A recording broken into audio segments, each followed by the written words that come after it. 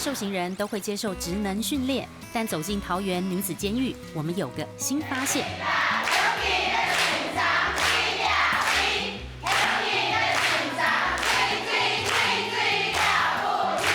为了结合在地文化，今年3月，玉芳和桃园客家事务局携手合作，开办生活客语研习班。90多位收容人跟着客语老师徐明珠学客家话，唱客家歌。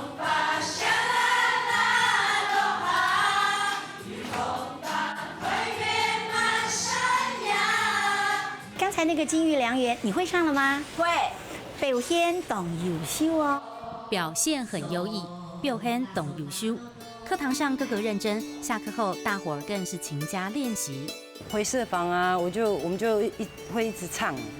如果不会的时候问同学啊，他们都会教我。这是以前从来没有的体验。学习过程中，大家互动变多，感情也越来越好。虽然来到这个地方，可是那种感觉是完全不一样的，就觉得跟别的课程就是好像有那种大家一起生活，然后很温馨，就是那种感觉非常的好。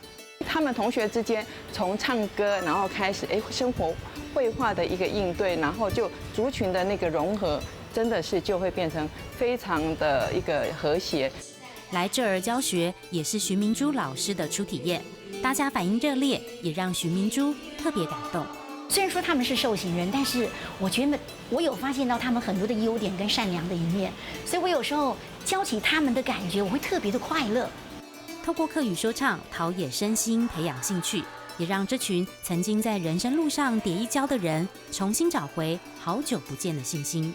上课喽！表现懂优秀，表现懂优秀，表现懂优秀。